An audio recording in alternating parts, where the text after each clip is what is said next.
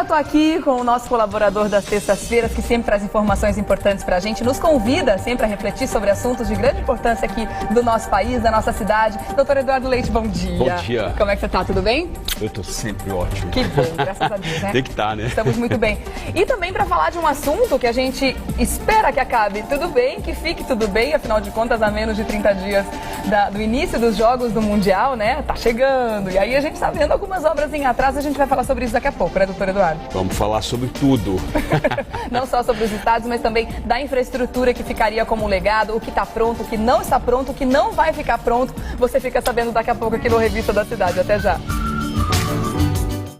Já estamos de volta com a Revista da Cidade. Vamos falar de Copa do Mundo, da FIFA ou do Mundial, né? Que está chegando, está se aproximando. Muita gente já está criando uma expectativa muito maior, né? Afinal de contas, a gente espera realmente que seja uma Copa de muita paz, de muita alegria, que traga alegria para o nosso país, né? Já que a gente está vivendo momentos tão difíceis, né? Com tantas notícias ruins, né? Tantos reveses. E aí a gente espera realmente ter esse momento de festa no nosso país, né, doutor Eduardo? Hoje os comentários vão ser padrão FIFA, né? Tá todo mundo mais ameno, né? Vamos fazer o padrão FIFA. Tá tudo lindo, tá tudo bonito, tá tudo maravilhoso, tudo vai funcionar. Isso aqui vai ser... Aqui as comparações que já fizeram aqui foram coisas assim, são pérolas, né? Nossa, a gente tá ouvindo cada coisa. E nós vamos ter oportunidade de comentar essas pérolas que esses ministros sempre acabam falando. Todo mundo querendo tapar o sol com a peneira, né? O próprio Valk, semana passada, estava metendo o pau no Brasil, falando que nada vai ficar pronto, que tá tudo meia boca, lá. De repente chegou semana passada falando que nessa semana agora que a Copa vai ser incrível. Mas vai, né? Aí a gente espera que seja realmente e que a estrutura que eles conseguiram entregar e que vão conseguir entregar atenda às necessidades, né? Foi gasto tanto dinheiro que não é possível. A frase do Valk foi o seguinte: vivemos um inferno no Brasil. Que ele não sabe ainda que o inferno é aqui, entendeu? Que ele não sabia disso, ninguém comentou isso com ele, né? Que ele não sabia o que ele ia enfrentar. Aliás, ele sabia, né? Acho que o pessoal da FIFA sabia exatamente aquilo que iriam enfrentar aqui no Brasil, até pelo perfil, né, da gestão, dos políticos brasileiros. Da má gestão. Até da questão da corrupção, até da questão de como é que as coisas funcionam aqui, né? Funciona, toma lá, dá cá. Então, o padrão FIFA, ou seja, o Valk já sabia, que é o secretário da FIFA, já sabia de como é que as coisas iam acontecer. Mas eu acho que a questão que nós podemos começar falando é sobre o Terminal 3 aqui de Cumbica, né, que foi inaugurado esse final de semana. Como é que está sendo a notícia da semana? E que diz o seguinte, que ele tá perfeito, que está tudo... Mas, na verdade, tem muita coisa ainda a acontecer. Primeiro, a transferência de todos os voos internacionais, porque você sabe que o Terminal 3, ele é maior, ele tem 192 mil metros quadrados. Ele é maior do que os três juntos? Maior, né? Do que o 1, o 2 e o 4 que já juntos. Existiam, né? E o que acontece? Qual é a dificuldade que eles estão já encontrando? É a transferência desses voos, ou seja, na verdade uma logística, a transferência desses voos internacionais para o Terminal 3. Isso já vai criar um problema. Tanto é verdade que eles já restringiram o número de voos, né, e a quantidade de companhias que vão utilizar o Terminal 3. Pelo menos durante a Copa, depois eles vão abrir, né? Exatamente. Agora, tem a questão... As esteiras que chamam de esteiras inteligentes, que isso não vai ficar pronto para agora, né? Isso vai ainda levar um certo tempo. Então, o Terminal 3 ele ficou pronto, está recebendo aviões, está recebendo passageiros. Entretanto, tem uma previsão de aumentar para 12 milhões de pessoas por ano, né? Além dos 36 milhões que já recebe. Então vai aumentar. O que são essas esteiras inteligentes? A própria pessoa despacha as bagagens dela? Dizem aí, alegam que na verdade essa é muito parecida com aquelas que tem nos Estados Unidos, né? Ou seja, que ela sai, a pessoa já passa lá, já faz o ticket, né? E já despacha a sem precisar de um funcionário checando. Mas eu acho isso muito difícil, né? Ainda mais no Brasil, se tratando do Brasil. Eu acho muito perigoso. Além de tudo, com os roubos de bagagens que nós temos, aquela coisa toda. Mas vamos ver o que vai acontecer e se de fato esse Terminal 3 vai funcionar. Eu acho que ainda vai levar um ano de adaptação para poder chegar ao ponto, eu diria que ao ponto de excelência, né, desse terminal. Chegar, né? A questão é a seguinte, as pessoas estão discutindo muito a questão da estrutura, estrutura, né, que tem que ficar pronta realmente, né, tem que fazer bonito, tem que estar lá tudo prontinho, tudo com acabamento, padrão FIFA também, né?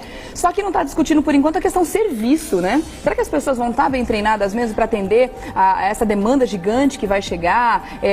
O segundo voo que chegou da Alemanha já teve problema com bagagem, com a chegada das bagagens. Quer dizer, será que estão realmente fazendo o treinamento que precisa com as pessoas para que o serviço também seja à altura? Essa é a razão pela qual eu digo que isso vai levar no mínimo um ano para poder fazer toda essa adequação e essa adaptação.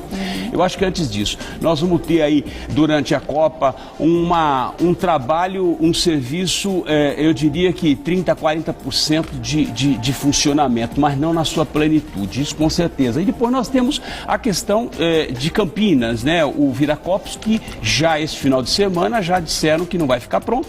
Vão receber tão somente as delegações, mas ainda tem um certo período ainda para poder terminar essa obra de Viracopos, né, o aeroporto de Viracopos. Então eu acho que esse é um problema.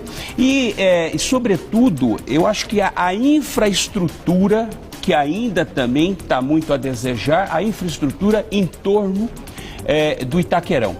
Eu acho que esse é um problema muito sério para que as pessoas possam chegar até esse ponto.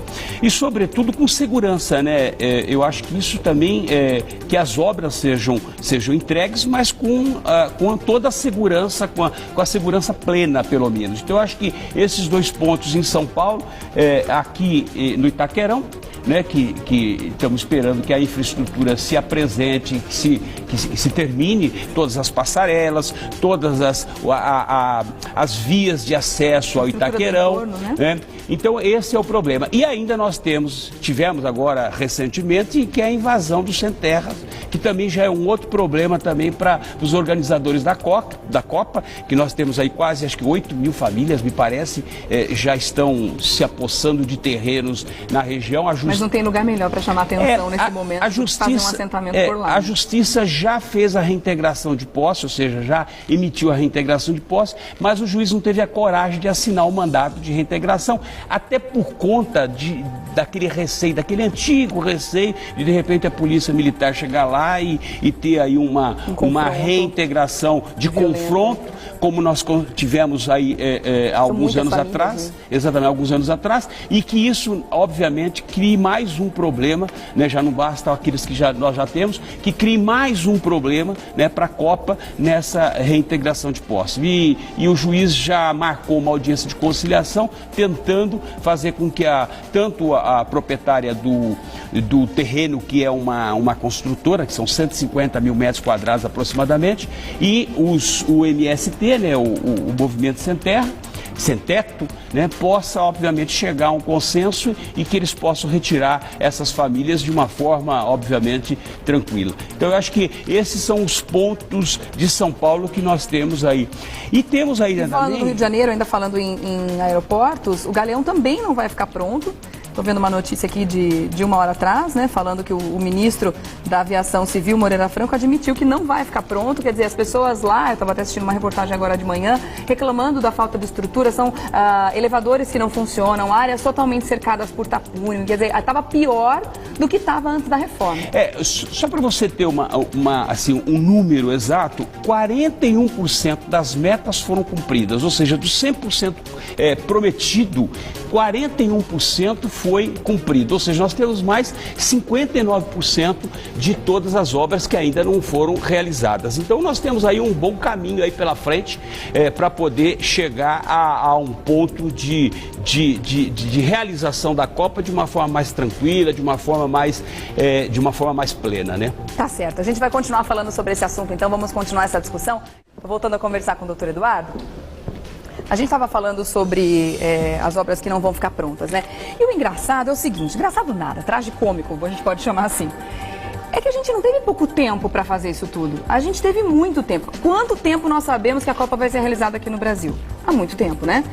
E dinheiro também não foi problema, porque apesar de ter sido falado há um tempo atrás que ia se gastar X, hoje está se gastando X vezes sei lá quanto, mas é muito mais do que foi admitido há um tempo atrás, né? Isso de uma forma geral, não só nos estádios, né? Nas obras de infraestrutura, mesmo nas que não estão prontas. Quer dizer, é dinheiro que está indo, milhões e milhões de reais, se fala assim com uma uma naturalidade impressionante, como se fosse troco, né? Então, é falta de quê, será, doutor Eduardo? De gestão, de vontade, é competência? Na sua opinião, o que falta? Primeiro, a questão, o custo são 22 bilhões de reais. Muito dinheiro. É essa brincadeira toda.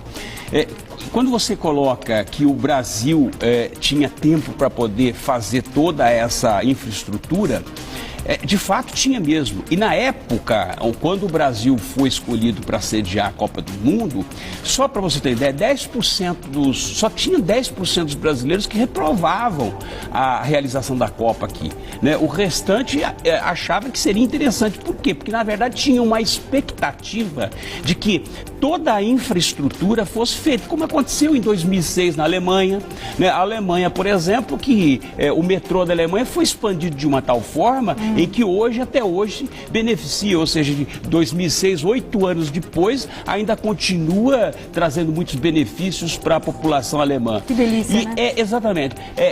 Então, é o que o brasileiro esperava. Agora, o que nós estamos vendo? Nós estamos vendo, na verdade, ou seja, uma falta de gestão, uma falta eu acho que eles estão mais preocupados com o dinheiro que eles vão levar, mas isso não tem do que qualquer outra coisa, porque nós percebemos que não tem nada. Ou seja, quando você fala 41% daquilo que tinha sido prometido foi cumprido, ou seja, nós temos 59% que não foi cumprido, né? Dentre eles o próprio trem-bala, que ia ser uma coisa importante para o Brasil, e na verdade isso não saiu do papel. Essa que é a grande verdade.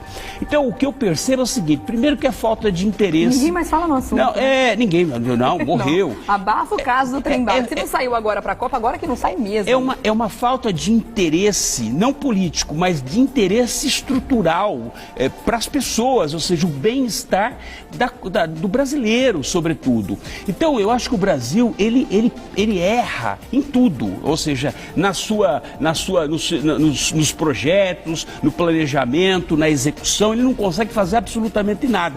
Por uma única razão, porque, na verdade, você vê que tem muita gente roubando, ou seja, tem muita gente desviando dinheiro, recursos públicos, né? Ou seja, que poderia ser utilizado, esse evento mundial poderíamos ter uma nova São Paulo, nós poderíamos ter novas capitais com uma outra malha viária, ampliando, reformando, fazendo. Um transporte público eficiente até Guarulhos, por exemplo. É uma vergonha que a gente não tenha uma linha de metrô que vai até lá até hoje. O que obviamente isso não aconteceu. Ao contrário, o que nós temos hoje, na verdade, são movimentos sem terra invadindo. Nós não temos nada assim pronto, nada na sua plenitude.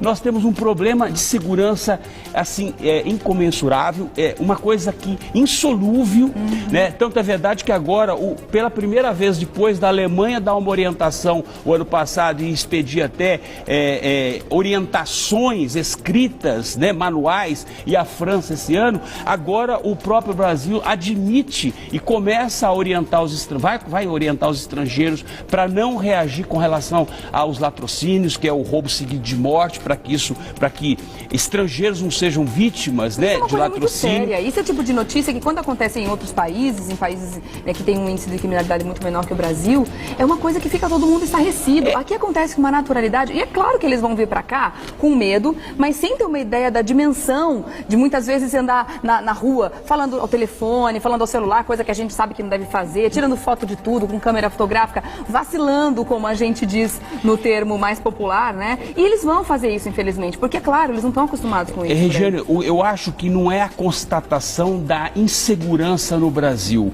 mas a manifestações de alguns ministros, como, por exemplo, o ministro do Esporte. Eles estão soltando pérolas lindas. O Aldo Rabelo, o ministro Aldo Rabelo tem a coragem de dizer isso para a mídia toda, que o Brasil é mais seguro do que o Afeganistão e o Iraque, ou seja, ainda ironiza, né? Ainda tira onda, esculacha, ou seja, joga o Brasil. Ele é ministro de Estado, ministro de governo, sem postura de ministro. Você falou exatamente isso, sem postura de ministro, né? E o próprio senhor Aldo Rabelo, ano passado, quando fez a inauguração do Mané Garrincha em Brasília, né, fazendo uma comparação, uma analogia, né, com o estádio de Roma, né, o Coliseu, o estádio não, o Coliseu, né, que tem mais de 2.000 anos, né, de construção, e aí faz essa comparação, ou seja, debochando, né, da cara do brasileiro. Então eu acho isso de uma falta de sensibilidade, de uma falta de postura como ministro, que ele está investindo na função pública. Só dá pra gente comparar o Coliseu com o estádio Mané Garrincha, se a época, coisa que a gente nunca vai ficar sabendo, se ele foi superfaturado, se ele custou essa fortuna realmente que custou o estádio daqui do Brasil, porque de resto não tem mais comparação. O Mané Garrincha custou 61% mais do que a Arena da Arábia Saudita. E olha que eles são ricos lá, né? Mas lá eles tratam disso como empresa, por isso que funciona, se gasta pouco para construir muito mais. Então, só assim, para concluir essa questão de insegurança, então esses comentários que esses ministros, esses secretários, essas pessoas que estão investidas no cargo público fazem, realmente só podemos lamentar. Né? Ao invés de, na verdade, engrandecer, buscar soluções, fazer com que as pessoas tenham confiança nesse evento mundial. Ou seja, ao contrário, eu vou lembrar aqui, vou resgatar uma frase que era a ministra na época, da própria Marta Suplicy, quando ela disse, quando nós estávamos com aquele caos na questão dos aeroportos, né, que ela dizia, inclusive, relaxa e goza. Né? Então é mais ou menos isso. Por aí, então né? São coisas que, infelizmente, tem que resgatar, porque são frases, são pérolas que tem que ser resgatado, porque o brasileiro tem memória curta. Não pode ser esquecido. Não pode. A gente tem que lembrar de quem não está levando a situação a sério. Isso, né? Obviamente. E hoje ela é senadora, né? Foi eleita, mesmo com essa frase, ela foi eleita. Então, são essas coisas que, na verdade, nós ficamos indignados. Eu, particularmente, fico indignado com essa postura de pessoas investidas na função pública. A gente estava comentando aqui sobre investimentos, né? Tem aqui um dado muito interessante também, que eu achei uma comparação muito bacana. Deixa eu ver se eu tenho aqui. Você falou 61% maior, né? O estádio Mané Garrincha custou do que custaria do projeto inicial, né? Comparando com a Arábia Saudita, comparando com o estádio da Arábia Saudita. Exatamente. Quer dizer, no final das contas, 1,9 bilhão de reais, né? Um absurdo. O Tribunal de Contas acabou de lançar essa notícia, né? Sendo que lá, esse lugar que você comentou, que foi construído a 50 quilômetros da cidade de Judá, na Arábia Saudita, cidade do esporte Rei Abdullah, engloba um estádio de futebol, de mesmo nome, né, claro, para 60 mil torcedores, um ginásio poliesportivo para 2.000 pessoas, um estádio de atletismo para 1.000 espectadores, uma mesquita para 500 fiéis e um estacionamento para 45 mil veículos, além de quadras de tênis, campos de futebol para treino, recreação. Quer dizer, olha o complexo esportivo que foi construído com muito menos dinheiro do que foi investido aqui para construir um estádio só e ainda com um monte de vazamento, com água escorrendo para tudo que é lado. Olha, vergonhoso. Sabe o que nós podemos contratar o pessoal lá da Arábia Saudita para construir 2 estádios iguais lá, o Rei Abdullah, né? Com esse complexo todo que podia ficar legado para as Olimpíadas, inclusive, que a gente vai precisar também. E ainda vai sobrar um pouco ainda. É sensacional. A gente fez um VT, doutor Eduardo, que resume quais são as obras que estão prontas, quais que estão precisando ficar prontas ainda. A gente vai assistir esse VT agora, veja aí. Dos 12 estádios que receberão partidas no Mundial, 4 ainda estão em obras, incluindo a Arena Corinthians, na capital paulista, palco do jogo de abertura do evento entre Brasil e Croácia no dia 12 de junho. O Beira-Rio, em Porto Alegre, e a Arena Pantanal de Cuiabá também não têm suas obras 100% concluídas. O prazo inicial dado pela FIFA para que todos os estádios fossem entregues era dezembro de 2013.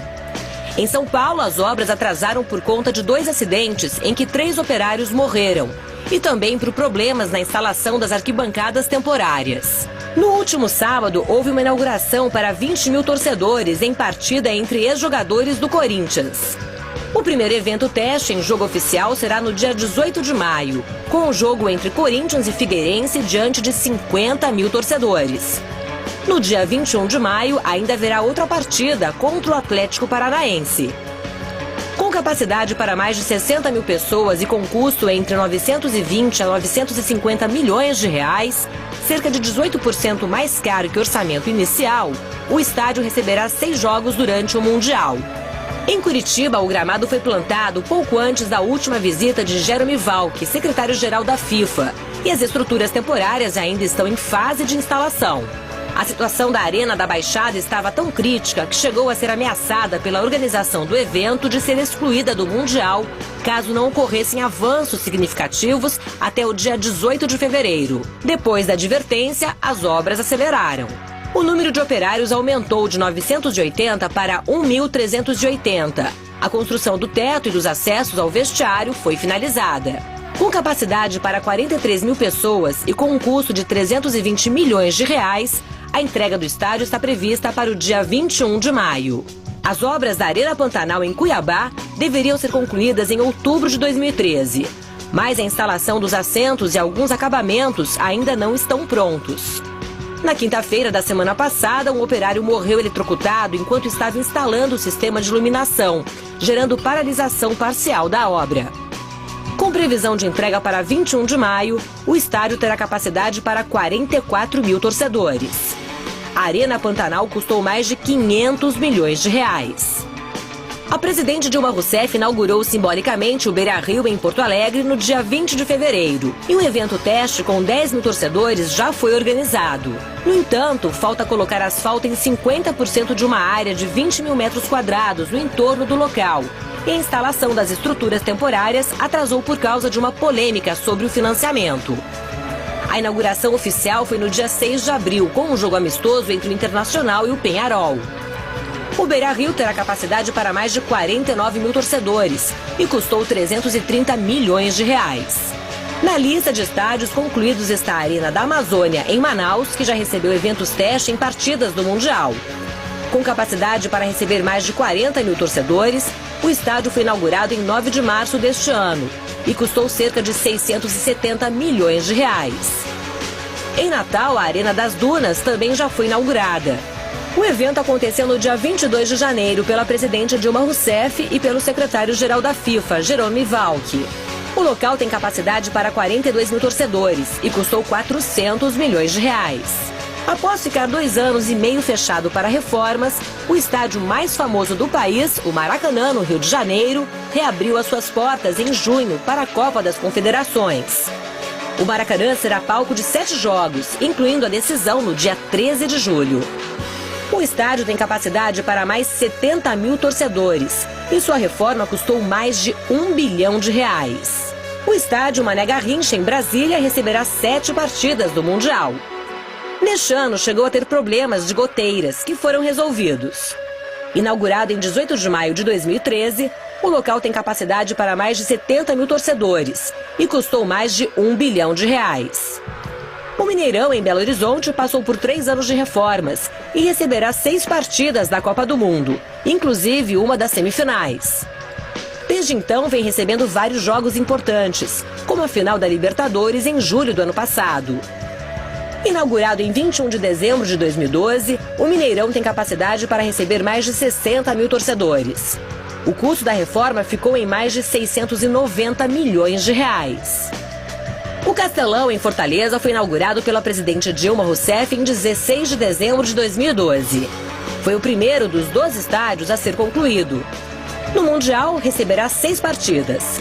O Castelão tem capacidade para receber mais de 60 mil torcedores e custou cerca de 500 milhões de reais.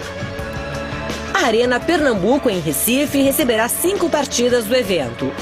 O estádio ainda estava sendo finalizado quando foi palco do primeiro jogo da Copa das Confederações. Com capacidade para mais de 40 mil torcedores, a Arena Pernambuco custou cerca de 500 milhões de reais. E finalmente a Arena Fonte Nova, na Bahia. Inaugurado no dia 5 de abril de 2013, o estádio receberá 6 partidas da Copa do Mundo. Tem capacidade para receber mais de 50 mil torcedores e custou quase 690 milhões de reais. Vamos voltar aqui para finalizar o papo com o doutor Eduardo. Eu queria só comentar a respeito das manifestações. que não só devem acontecer, como vão acontecer. Tem gente marcando data já, né, doutor Eduardo? Então, você sabe que na próxima quinta-feira agora nós vamos ter uma manifestação, vai ter uma manifestação aqui na Avenida Paulista, vai sair da Avenida Paulista, portanto, no final do dia, portanto, as pessoas têm que evitar essa região. Você vai ter uma concentração grande aqui, que é a primeira já manifestação, é no final do dia, tá. no final, por volta das 17 horas, geralmente é o horário que eles falam, saindo ali da Praça do Ciclista, tá. logo ali perto da Consolação. Então, as pessoas têm que evitar, porque vai ter uma manifestação, vai ter confusão, enfim, já é a primeira manifestação antes, eu diria, que na véspera das Copas, há 30 dias das Copas, e essa manifestação, ela tem uma coisa peculiar. Por quê? Porque, na verdade, ela é a nível nacional e internacional. Por conta daquele problema que nós tivemos essa semana, que ontem, né, na madrugada de ontem, que uma embaixada brasileira na Alemanha foi apedrejada, né, eles já estão preparando as manifestações fora do Brasil. Tá. Já Alemanha, Inglaterra e Espanha já aderiram, né, porque são essas ONGs que fazem essa organização. Então já aderiram à manifestação, na primeira manifestação a nível nacional e internacional na próxima quinta-feira. Tá, e qual vai ser o tema dessa manifestação? Contra a Copa, ou seja, contra a roubalheira da Copa, corrupção, contra os altos custos, enfim, aquela coisa que... E daqui para frente, todas as manifestações, elas vão ser sempre o foco da Copa, né, porque obviamente não tem outro... a Copa é o ponto principal, né? Ou seja, aquilo que as pessoas esperavam que a Copa pudesse trazer, que pudesse de benefícios, não trouxe, e por conta disso as pessoas obviamente vão começar a fazer manifestações. Essa questão de invasão vai começar a ocorrer, não só agora no Itaquerão, como aconteceu, mas em outras capitais também vão acontecer. E eu acho que isso, mesmo finalizando a Copa, mesmo encerrando a Copa, né, que vai ser em julho, dia 10 ou dia 12 de julho, que acho que é a final, não me lembro agora de cabeça, mas nós vamos continuar a questão das obras, a conclusão das obras, e obviamente esse buraco não vai ter fundo, né? Ou seja, vai continuar a roubalheira, vai continuar as obras e obviamente muito dinheiro público ainda vai ser desperdiçado por conta Se nesse disso. momento que os olhos do mundo inteiro estão voltados para o Brasil, tudo isso está acontecendo, imagina depois, né, que todo mundo voltar para suas casas. E você sabe que nós temos um problema sério, que é a questão das passagens aéreas também, que eu acho que as companhias vão abusar, e a questão da hotelaria também, que vão abusar, os valores vão ser extorsivos. Isso não tem a sombra de dúvida. Então a gente tem que ficar atento e denunciar também, porque a gente enquanto consumidor também tem direitos com relação a... nós pagamos caro por isso, porque nós também viajamos nesse período. Claro. Né? E aí nós todo mundo temos ficar esse em casa. problema. Bom, para fazer contato com o Dr. Eduardo Leite, você acessa o Facebook 500 Melhores Júris, pode curtir a fã e ficar amigo também, né? Lógico. 500 Melhores Júris. Obrigada pela participação mais uma vez, Dr. Eduardo. Boa semana para vocês. A gente volta terça-feira a conversar aqui no Revista da Cidade. Obrigada, ótimo dia. Tchau.